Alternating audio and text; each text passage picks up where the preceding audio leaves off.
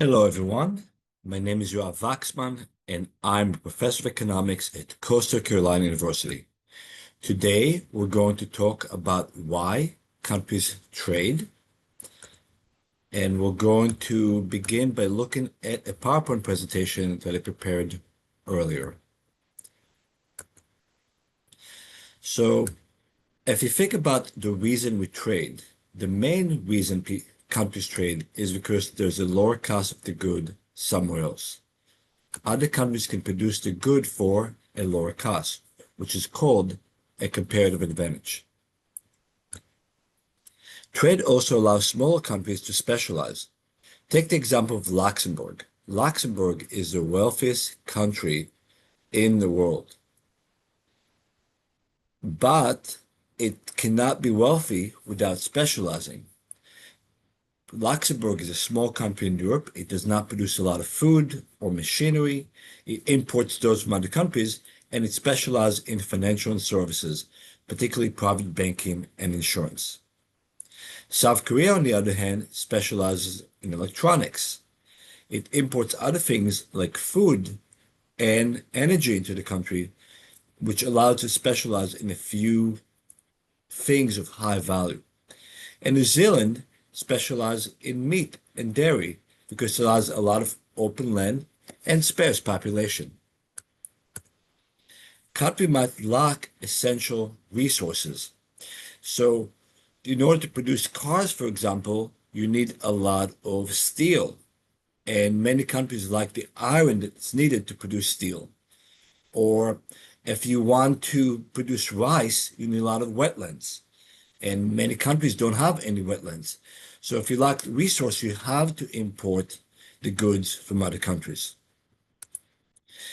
Companies expand the market and diversify risk by trading. If a company operates in multiple countries, not only do they have a larger revenue base, they also protect themselves from risk.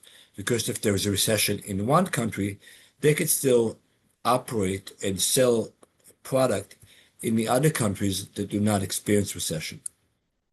And finally, trade lowers the price, increases diversification for consumers. So having trade means you get the goods from other countries to get the lower price, but it also means having more type of goods that you may not find in autarky. Autarky means an economy without trade. So let's look at the balance of trade. Trade has two sides. The value of exports is the value of all the goods produced in the countries and sold in other countries. The only exception to this is tourism. When foreigners come to the United States, for example, to enjoy a tourist industry, even though no product physically leaves the country, we consider it exports. Whereas imports are goods that are produced outside the countries and brought into the United States. And if you look at the trade balance, it is simply the value of all the exports minus the value of all the imports. This number could be positive, negative, or zero. If the value of exports exceeds the value of import, we have a net exporter. We call it a positive or a trade balance or a surplus.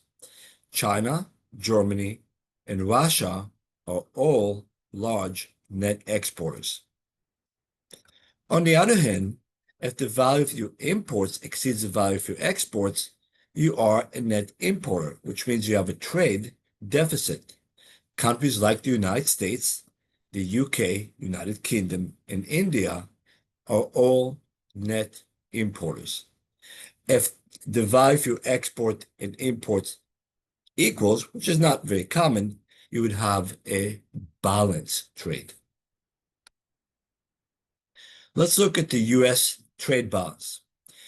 Since the late 1960s, the US has had a trade deficit, but that trade deficit really has increased significantly since the early 1990s. So here we see a picture of the trade deficit, and you can see it starts off over here. The early 1990s, it wasn't that large, And then we see this very large increase, and we're going deeper into the negative, which means we're importing a lot more than we're exporting. You can see throughout the late 90s and early 2000 that a big part of our imports were fuels. And the other big part of were manufactured goods. Since then, the United States has really ramped up its production of fuels, particularly natural gas, through a process known as fracking, which is drilling into a rock, creating a little explosion and allowing the natural gas to be released, and not made us fuel independent, so we don't import fuel anymore, but we have seen a very large increase in the number of manufactured goods that we import. So the US predominantly imports manufactured goods and some food, while exporting things like services, entertainment, as well as agricultural products like corn and soy. Now, the current account captures the trade balance plus a few other things. So it's divided into different categories. We look at the balance of goods. Goods are physical things like cars, apples, machines. And for a given country, we compare the value of the export and the value of the import. So this is a snapshot of the United States back in 2015. And we can see that the value of import significantly exceeded the value of export when it came to good. So we had a negative balance of goods. On the other hand, the US is very good at producing services. Those include things like entertainment, financial services, and other things that are intangible. So goods are stuff you could pick and hold. Services are intangible things, which means they're not really physical. And the US is a net exporter of services since the value for export exceeds the value for imports. In addition to that, when we look at the current account, we also want to look at foreign income. Foreign income is made by companies outside of its border. For example, if an American company operates in Germany and then repatriate some of that profit, that would be considered foreign income. On the other hand, if a foreign company operates in the United States, it's like a Korean company or perhaps a British company, and then repatriate that profit back into its country, that would be an import of foreign income. And back in 2015, we, in the United States, a positive balance of foreign income. And lastly, there are unilateral transfers. The difference between unilateral transfers and foreign income is done by companies. Unilateral transfers are individuals that move across border but send money back home. So for the United States, it's very common for people to come here from places like the Dominican Republic, Haiti, the Philippines, Mexico, work in the United States and send money back home. So we see more money leaving the country, that's $64 billion, than entering the country for these unilateral, meaning one-side transaction. If we add all these balances, we see that the United States had a pretty large current account deficit back in 2015. It's important to note that since then, the value of that deficit has been increasing, so it's becoming more and more negative. When countries trade, they have to think about both their absolute advantage and comparative advantage. An absolute advantage is simply the ability to produce more. So large economies like the United States, China, and India have an absolute advantage in many products. However, countries also have to consider their comparative advantage. It's the ability to produce something at a lower cost than another country. For instance, when we compare the countries of the United States and Spain, Spain is a considerably smaller economy, so they're able to produce fewer olives and less corn than the US. But when we start looking at the ratio of olives to corn, we get a picture of what the comparative advantage is. While the United States has an absolute advantage in producing olives and absolute advantage in producing corn, it only has a comparative advantage in one of these products. Well, how do we figure it out? We'll look at the cost of olives.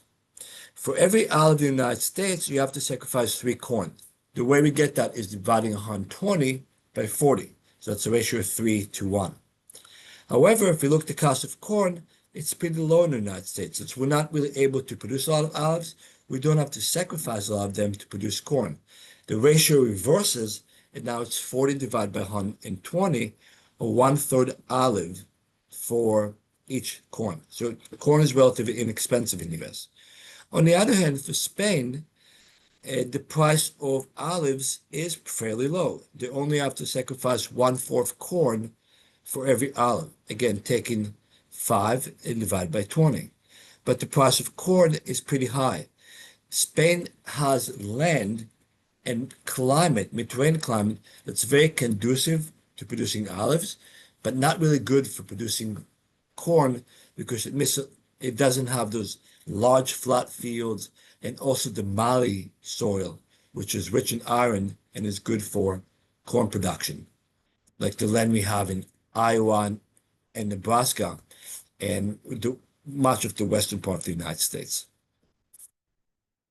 So while the US has an absolute advantage in producing both olives and corn, Spain has a comparative advantage in producing olives.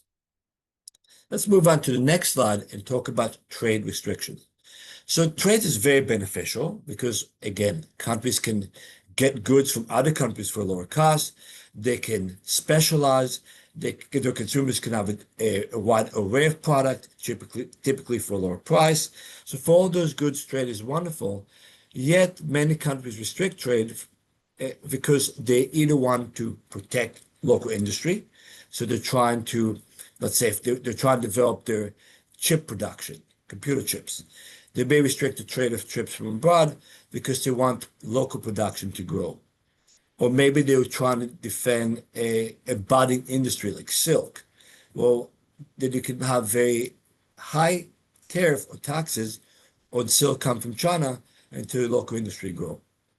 And the other rationale for trade restriction is the attempt to generate local jobs. So let's look at these trade restrictions.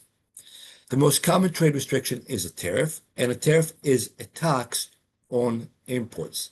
Not every country in the world has tariff. Hong Kong, for instance, has 0% tariff, whereas Bermuda has one of the highest tariffs in the world, averaging 27%.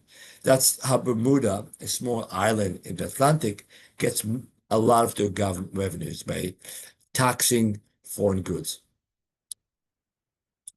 Another trade restriction is called an import quota.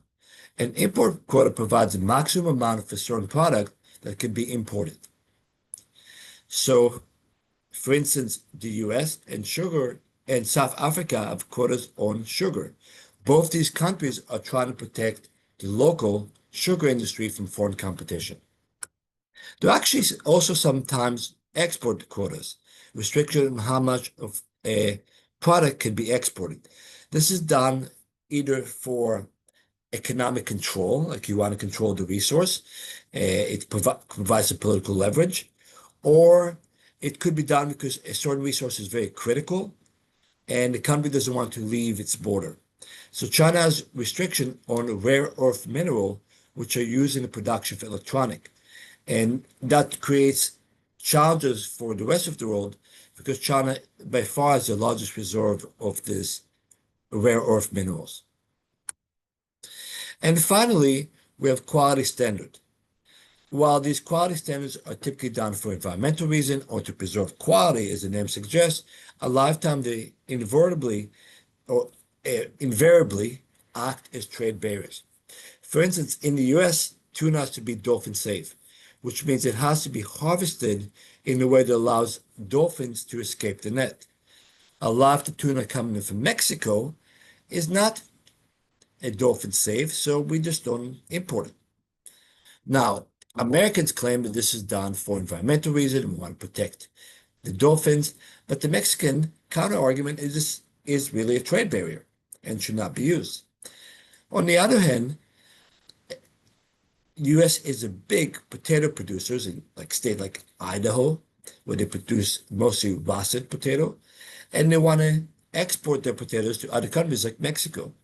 But Mexico has very strong restriction for American potatoes because they claim that a lot of the American potato come from with these little worms called nematodes, and those destroy the local crop and they don't want to spread. Now, is it true? Uh, it sounds like a logical argument, but a lot of producers of potatoes in the United States claim this is really just a trade barrier to keep them out of Mexico. Well, trade barriers are done for political reasons, to support local industries and support local jobs. They rarely pay off in the long run. For starters, when a country issues trade barrier, it's very likely the other countries will retaliate, but also create their own tariff and other trade barriers. So if the US levies, let's say, a tariff on steel, other countries might levy a tariff on corn, which is a major US export. But even without this retaliation, trade barriers like tariff and quotas create distortion in the market. Without trade barriers, we will get the product from the cheapest available source. Trade barriers make those products more expensive and reduce market efficiency. What about the exchange rate? When you trade product, typically you also have to trade currency. For instance, if we buy German cars, Germans use euros. So we have to sell our US dollars in order to buy euros to purchase German cars. Similarly, if let's say China wanted to buy oil from the United States, they would have to exchange their Chinese yuan to US dollars in order to buy our oil. This is known as a foreign exchange market. However, trade is really just one of several reasons why currencies are exchanged. Trade is an important reason, both export and importing, but we also use exchange when we travel. For instance, if you want to travel to the United Kingdom, you would have to exchange your American dollars to British pound. Nowadays, when people don't use cash often, and they typically use a credit card or a debit card, they may not realize that an exchange is taking place. But when you make a payment in London, the British bank will convert the money back to dollars. So they'll take your dollars from your account, convert it into British pounds, and that's how the local payment is made. Exchange is also done for investing abroad.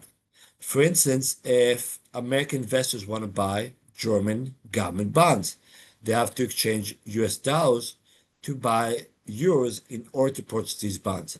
Again, these exchanges are done very quickly. When you go online, you probably don't even notice them, but they're done when the transaction occurs. Conversely, if let's say a Chinese investor want to invest in the US stock market, they would have to exchange their yuan, their local currency, to US dollars in order to purchase US stocks. In fact, the foreign exchange market is much, much bigger than the stock market, as you can see from the picture on the right. In 2018, we had about $5 trillion being exchanged daily in the foreign exchange market. So all these currency going back and forth, compared to only about $22 billion in the New York Stock Exchange and $18 billion in the Tokyo Exchange, the second largest. And that's because the biggest reason for these exchanges is not for trade or travel or even long-term investment. It's purely for speculation. So individuals will buy euros hoping they'll appreciate in value and sell it back to get more dollars. Now, this is speculative because if the euro depreciates, which means goes down in value, the investor can lose money. Nonetheless, the foreign exchange market is very active, and most of the exchanges are done purely for speculation in order to gain money from these small up and down movement in currencies. The foreign exchange market is larger than all the stocks and bonds market combined. That's how big it is. So we tend to talk about the stock market a lot, in the US, but it is tiny compared to the foreign exchange market. And here is a picture uh, focusing on just the size. We can see that the foreign exchange market is many times bigger than the New York Stock Exchange, Tokyo, or London Stock Exchange. When we think about these exchanges, they're driven by supply and demand. So it's important to distinguish between these two sides of the market. The exchange rate is the value of one currency in terms of another currency, and it can be expressed in two different ways. For instance, you could say that for $1 American, you might be able to buy 0.8 British pounds because the British pound is worth more. But you can also reverse that ratio and say, for every British pound, you get about 1.2 US dollars. Right? So you can what the exchange rate is how many dollars per pound or how many pounds per dollar. Higher demand and lower supply will cause the currency to appreciate. So let's think about each side of the market. Again, focusing on the US dollar. Demand for dollars is foreigners buying US dollars, either to travel to the United States, buy US product, buy US asset, or simply to speculate on the dollar. When any of these things increases, demand will shift to the right, causing the currency to appreciate. On the other hand, when demand for the dollar decreases, let's say there's travel restrictions to the United States, or the US stock market is struggling, so fewer investment want to invest in US stocks, then the demand for dollar will depreciate or shift to the left. If we look at the supply for dollars, we're looking at Americans or anyone using US dollar exchanging their dollars for another currency. And they might do it because they're buying foreign goods, traveling to another country, investing in another country, or again, purely speculating on the British pound, the euro, the Japanese yen, or some other currency. When the supply for the US dollar increases, it shifts to the right. This will cause the US dollar to depreciate or go down in value. When the supply of US dollar decreases, for instance, if fewer Americans want to travel abroad, or we end up importing fewer foreign goods, supply for dollars will shift to the left, causing the dollar to appreciate. So you have to be able to use supply and demand for a currency in order to determine when the currency appreciate, which means go up in value, or depreciate, which means go down in value. Most currencies are allowed to float freely. So if you look at the world major currencies, which are the US dollars, the euro, the British pound, the Japanese yen, the Australian dollar, which is also called the dollar, but is another type of currency, those currencies can go up and down freely, and they change every day. But some currencies in small countries are fixed. For instance, if you go to Bahama, there's another currency called Bahamian dollar. They have their own bills and their own coins. It's a different currency, but it's fixed at a rate of 1 to US dollar. Now, countries fix the exchange rate in order to attract investment. So they want more people to invest in the country. And investors may be more willing to invest in a small country if they know they don't have to worry about this exchange rate fluctuation. And for tourism. So if it really is attractive for an American to go to Bahamas because they understand the prices very well. If the price is $5 Bahamian, they know it's the same thing as $5 US. Saudi Arabia, for instance, fixes its riyal to the US dollars. So every US dollar is worth 3.75 riyal, and that ratio stays constant. For a long time, Argentina fixed its peso to the US dollar, the ratio of 1:1. The problem is that you have to constantly defend the currency. So let's say there's increase in supply of new currency. And it's called capital flight. In other words, more Argentinians want to travel to the United States, so they're selling their pesos. or they want to spend their money buying real estate in Europe, to use two examples. Now, Argentine pesos are leaving the country, supply shifts to the right, as you can see by the red arrow, and the currency value goes down. The country must protect its currency by increasing demand. And the only way for them to increase demand is to buy its own currency using foreign exchange. You cannot buy pesos with pesos, but you can use US dollars, euros, or even things like euros or gold, encrypted currency to buy your own currency. This is known as a foreign exchange reserve. The problem becomes is that once you start running out of reserve, you can no longer defend the currency and it collapses. And when investors sniff that, when they think, the country is running out of foreign exchange reserve, they oftentimes gamble against the currency. It's called taking short position, and that creates even more pressure for the currency to go down. So while fixed exchanges work for a while, they could spectacularly collapse, creating inflation and potentially a economic depression in the country. So again, when countries run out of reserve, investors speculate against the currency and oftentimes cause it to collapse. So what are the conclusion? First, countries trade because of lower costs and specialization, as well as scarcity, meaning they don't have the resource they need. Two, economies have absolute comparative advantages. Absolute means they can produce more. The US and China have absolute advantages in many products. Comparative advantage, however, is also important because it means you can produce something for cheaper. So small countries like Spain, South Korea may trade with the United States because you can produce certain product for cheaper. In the case of Spain, olive oil. In the case of South Korea, electronics. Trade restriction include tariff, quotas, and technology standards. While they may be desirable in the short run because they help protect local industry and perhaps even generate local jobs, they hurt the economy in the long run because it means that consumers are getting more expensive product, creating inflation, but also because other countries are like to retaliate, so we end up exporting fewer products as well. The foreign exchange market is over 200 times larger than the stock market. Foreign exchange is the exchange of one currency for another, which is done either for trade, investment, travel, but mostly for speculation. And finally, exchange rates are determined by demand and supply.